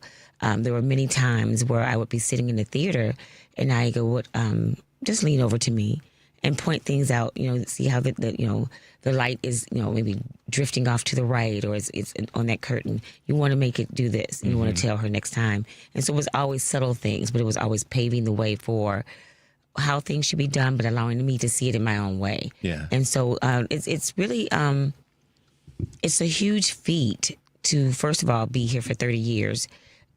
Yeah. A Black-led institution. Yes. Funding that we now know has been cut for, with the DEI, diversity, equity, and inclusion is now a thing that is not a thing anymore, which it should be, as we all know. But it's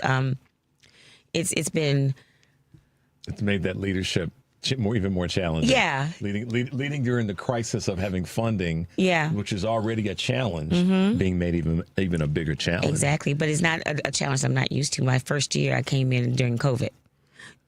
Exactly. My first year as AD. So y'all are dancing on Zoom. Listen, dancing on Zoom. And I thought, well, what is this going to look like after all this is over with? Yeah. And I had to stop and think. I'm like, it can be anything you want. Yeah. We just kind of broke the mold. So now, whatever you dream it to be, it can be whatever you need it to be now. It doesn't have to be what it was. Learn from it. Yep. Learn from the past, but build to the future. And so that's what I've kind of been trying to do, Makeda and I, as far as the company is concerned. Vision is such an integral part of leadership, or anything that we all want to get done. We do. I mean, I have a very, very good friend of mine who is a professional coach and business coach and sports coach, and he talks about seeing it as it will be. So you get to the point, you put yourself where it is that you want to be, and then you work, you blaze a trail backwards to where you are. Yeah. And I think that that's true in any facet in life, and particularly so in business. We know that, and art and music and all is a business. Yes, it is. It's fun. It's enjoyable, but at the end of the day, it's a business. And Show business, exactly. Right, exactly. It's a business. And so you guys have really been phenomenal at recognizing that and then attracting people to the craft that understand that their craft is important. Yes. And there's the business side of that. So when you're talking to people and bringing them in from an artistic standpoint, from a performance standpoint, what kind of conversations do you have with them to, I guess you could say, help them sort of integrate that kind of thinking? Impact. Okay. I talk a lot about impact, how the stories that we tell on stage, you really see yourself in it. It reflects your everyday life. And you leave the theater feeling inspired, ignited. You feel as if you can do anything, And so I talk a lot about impact and the importance thereof, with community. And it's really important that through the arts, because we reflect the times, as Nina Simone says. Yes, we do. We reflect the times. We are the history bearers. We tell the stories. We hold the keys to what was going on at this particular moment, at this particular time. And, and it has an impact on the world. Yeah. And we change lives. There's studies that are done with communities where you see when you bring the arts in, you change an entire community, how they look at each other. Makeda talks about this all the time. Yeah. How, you start to care for your neighbor. You get more involved, you're more invested inside of what happens, inside of your small world at the time. Yeah. So that's what we talk about, impact. We have been joined by our executive director. Yes. Good morning. Good morning. Miss Makeda Crayton. That traffic can be crazy sometimes, right? Lean in a little bit, dear. I mean, good morning, Chicago. Listen, I'm that guy that says, okay, I better look at the GPS. I know where I'm going. I know how to get there blindfolded.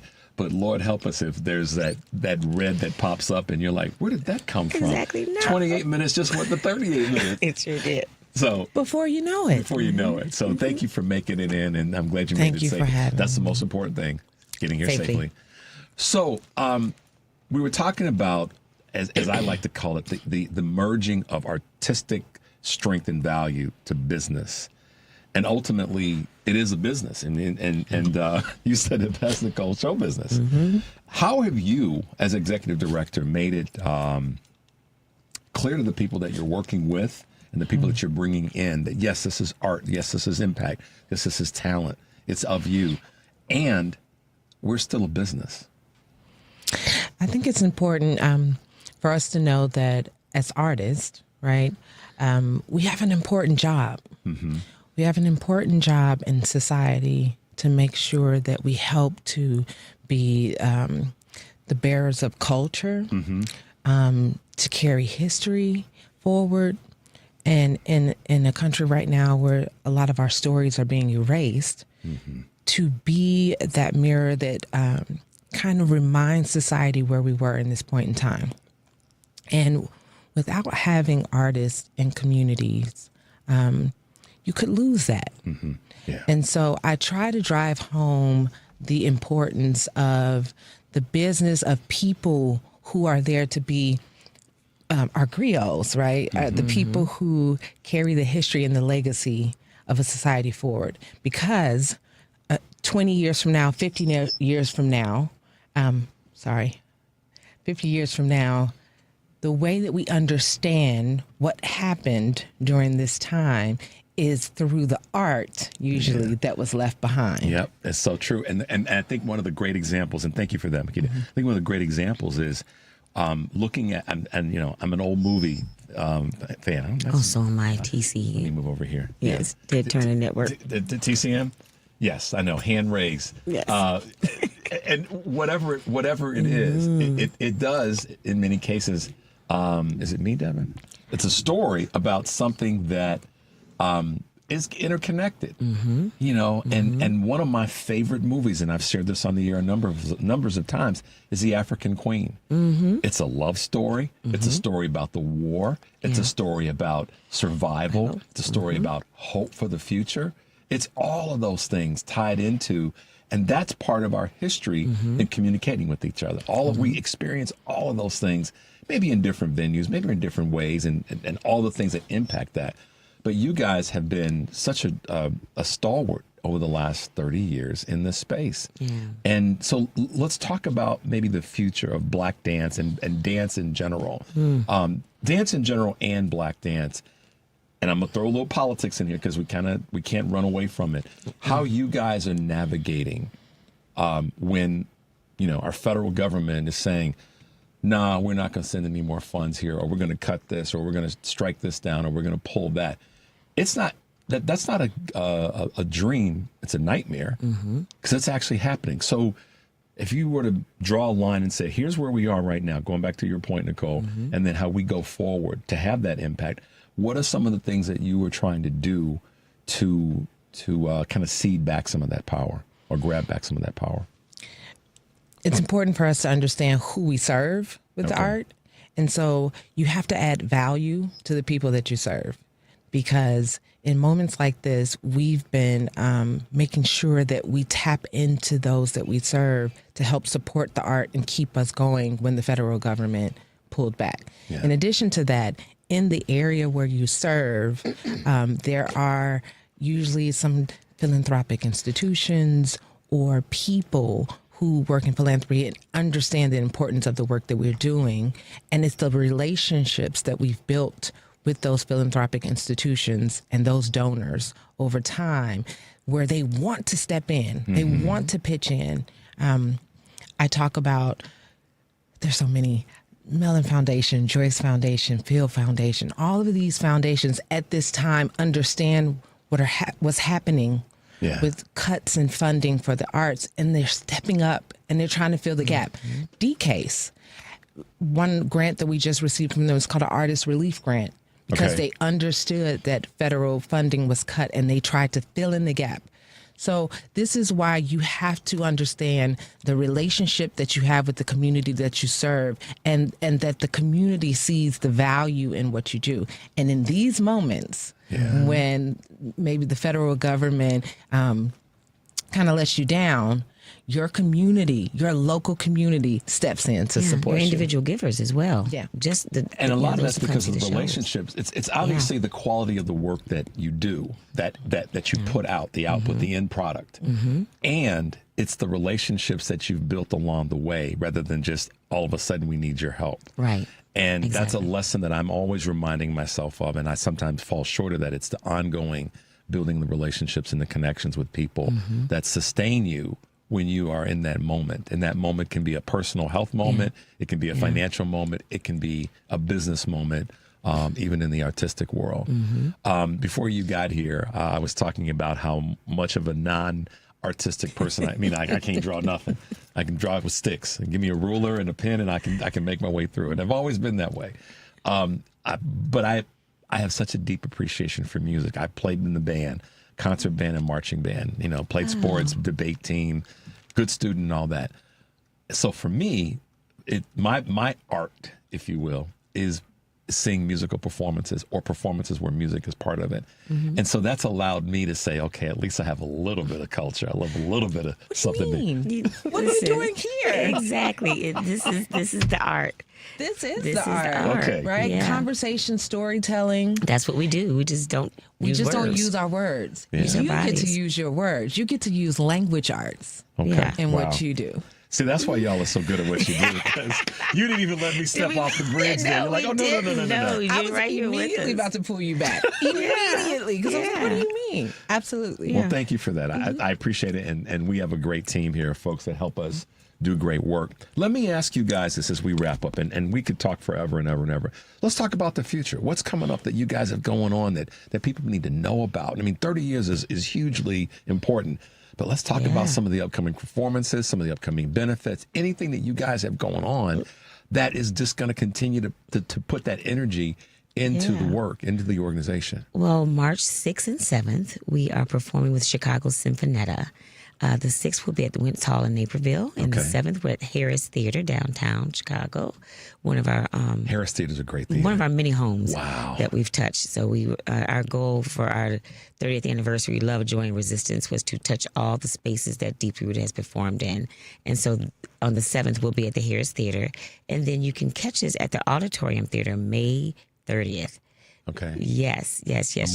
Memorial Day weekend. Okay. So if you want to do some, hanging out and come see a show, May 30th. And then the 28th is our fundraiser, our very first Wait. gala fundraiser. Of what? May 28th. May 28th. Yes. Okay. Is our gala fundraiser. And where's that going to be held? Epiphany Center.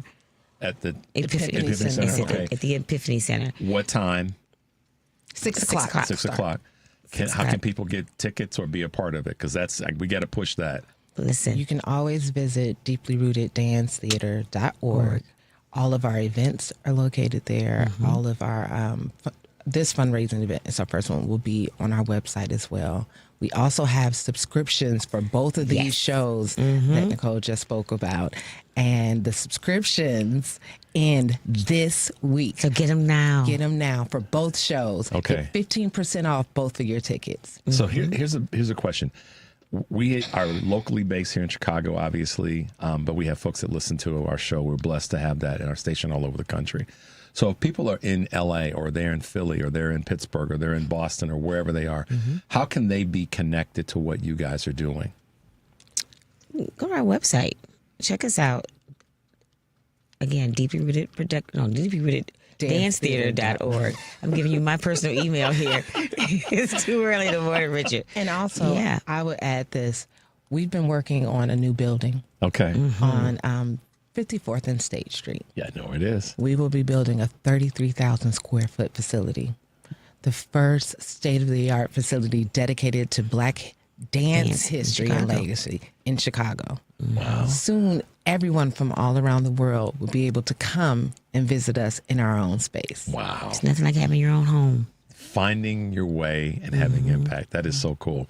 So as we wrap up, I want to ask you both to kind of take us down a little bit of path of your own impressions or impacted by people in the arts that, kind of said, and I don't want to say heroes or sheroes, but the people that you can look at that have been in the industry, that you went, I kind of want to be like them, or you saw yourself in them, if you know what I'm saying.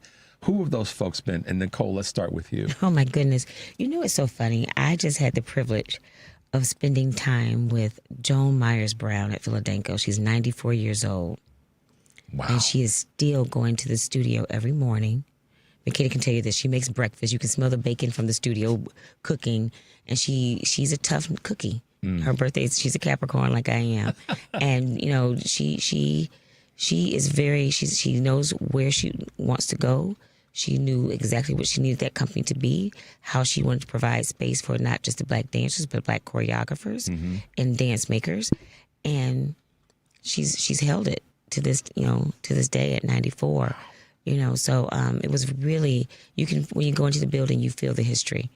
And that's what I hope for our space, that you just feel Black dance inside of it, the spirit of it. Wow. So I just have to kind of echo her name. Give her a little shout out right now, because it was an incredible experience working with her.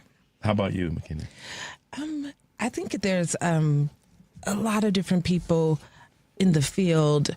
I would say, just because we're talking about this in the moment, there were 5 women who, during the same period in time, all started different companies, Black dance companies around the United States, in different regions of the United States. And they all came together. They developed an international association of Black dance where they could all learn and grow from each other. The building community, women who didn't know each other, who lived in different states around the world, connecting on this common vision that they shared and moving it forward. That's something. But I will also say I draw from other arts too, right? So that's why I say, literary arts. I Toni Morrison, Nina Simone. Like, there's so many artists as dancers that help us to tell the story. Like we always say, we are the visual embodiment of music on stage. On stage. Right? Wow. We just bring the music to life physically. That's so powerful. Yeah. Guys, thanks for hanging out with us this morning. Thank you so much for having Makeda us. Crayton, Executive Director, and Nicole Clarke-Springer, Artistic Director. Deeply rooted, y'all. 30 years. You don't get there. 30 years, get lucky. Get a little bit of luck. A little bit. But Just a a tad. little bit of luck, a little bit of blessing, a little bit of hard work. But thank you both for being with us this morning. Keep up the great work. And guys, thanks for being with us today on Choose Views. Stay tuned for the Stephanie Miller Show. And as I say every day, take a deep breath and make your life count. We'll see you tomorrow.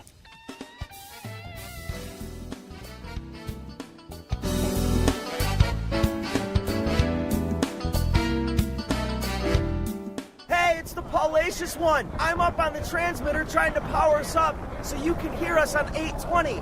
But if you can't hear us on the radio, you can also hear us on heartlandsignal.com, Spotify, iTunes, TuneIn Radio app, and SoundCloud.com/WCPT820. It's the Sports Cubicle, 9 p.m. on Sundays on WCPT. Whoa! The Sports Cubicle, Sunday nights at 9 p.m. on WCPT 820, where facts matter. This is Tony Moret. I'm an estate planning attorney who drafts living trusts and wills for my clients. You have probably heard my ads here on WCPT for the last few years. Your fellow listeners, when we have completed their plans, say, I wish I had done this sooner. It wasn't nearly as hard as I thought it would be. We can complete your estate plan within 30 days or less. There are certainly decisions that need to be made, but my 30-plus years of experience will help guide you through this process. There may never be a perfect time to start, but whenever I'm asked when is the best time, my answer is always the same. Now is the best time, while it is on your mind. Being able to tell your family that you have an estate plan in place, that all the details have been taken care of, will be a great relief to both yourself and those you care for the most. Our initial consultation is without charge, and there is no obligation. My phone number is 847-996-0496, and my website is moretlawoffice.com, spelled M-O-R-E-E. I look forward to speaking with you. This is a WCPT Veteran Minute. In the midst of World War II, a group of Native American soldiers known as the Code Talkers became silent heroes. The U.S. military faced challenge of secure communications on the battlefield, and these men, primarily from the Navajo tribe, were enlisted to develop an unbreakable code. Using their native language, which had no written alphabet, they transmitted vital messages that were indecipherable to enemy forces. The code proved to be an essential asset, particularly in the Pacific Theater, where it helped the Allies win crucial battles. The Code Talkers' courage and ingenuity saved countless lives and turned the tide of the war. Yet, their contributions remained largely unknown until decades later.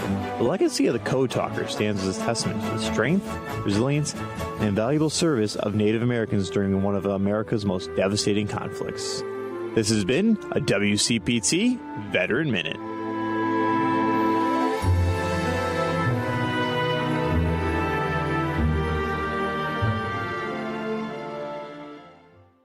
From posters and presentations to labels and loyalty cards, Staples has all the print to boost your brand. Shop now, in-store, and online. Staples. That was easy. AP News, I'm Marcela Sanchez. The Pentagon says military forces boarded a third sanctioned oil tanker in the Indian Ocean after tracking it from the Caribbean Sea in an effort to target illicit oil connected to Venezuela.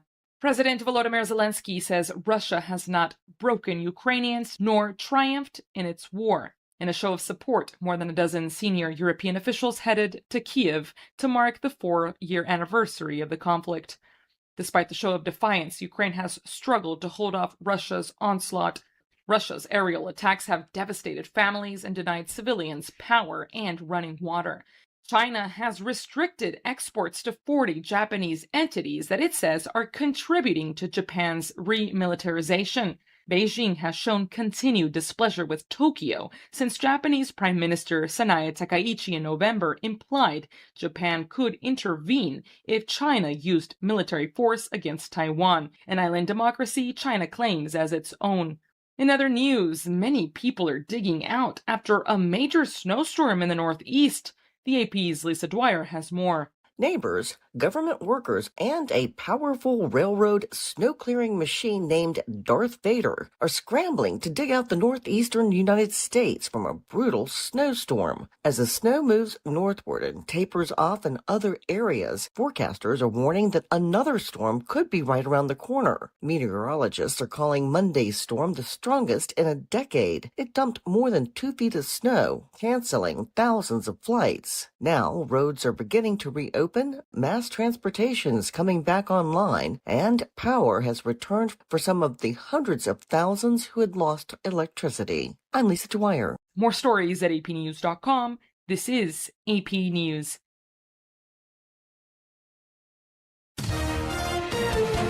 AP Sports, I'm Gethin Coolbaugh. Victor Wembanyama had 21 points, 17 rebounds, and 6 blocks, and the Spurs beat the Pistons 114-103 in a potential NBA Finals preview. It's definitely a night where we confirm progression and confirm potential as well, but that was a good test. The WNBA says a March 10th deadline is needed for a new CBA to avoid delaying the May 8th season start. College basketball, Charles Bediako has appealed his NCAA eligibility decision to Alabama Supreme Court. Duke rose to number 1 in the AP Top 25 Men's Hoops poll for a record 148th time. Gino Auriemma's 655th AP Top 25 Women's poll appearance with number 1 UConn moved him past Tara Vanderveer for most all-time. And Toyota Racing Development signed 13-year-old Keelan Harvick, son of retired NASCAR driver Kevin Harvick. I'm Marcela Sanchez, AP News.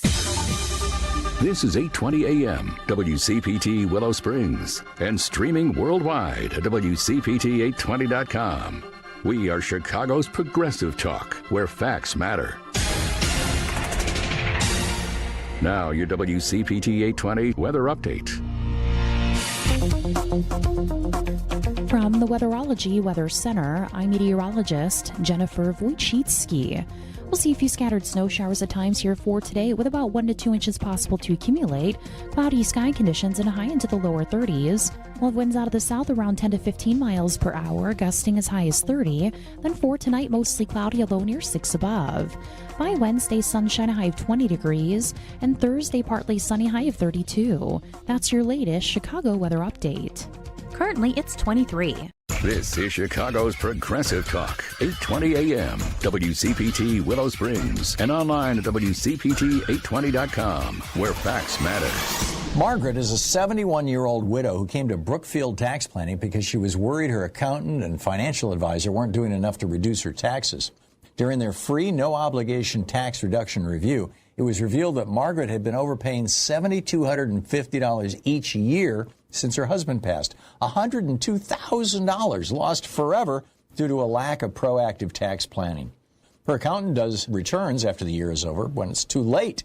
Her advisor handles her investments but doesn't reduce her taxes. Once the year ends, tax reduction options shrink to almost nothing. Retirees and business owners should plan ahead now using legal proactive strategies to slash taxes. Stop overpaying. 94% of Brookfield's new clients are shocked that they've been paying too much every year. Call Brookfield Tax Planning at 708-485-3439 or visit BrookfieldTaxPlanning.com for your free review. You have nothing to lose. That's BrookfieldTaxPlanning.com. Are you looking for more in this world? Are you ready for something bigger? Then we are looking for you. The big-hearted, the bold, the messy and the gutsy. The teachers, the growers, the builders, the skilled, the sharers, the change makers. We need you. We are the Peace Corps. In more than 60 countries, we go all in and all out. We are volunteers, partners, communities, working together, living together, bringing our experience, passion, and joy to building a better world together. From tackling climate change in Mexico to keeping kids healthy in Kenya, from sustainable farming in the Philippines to education in Kosovo.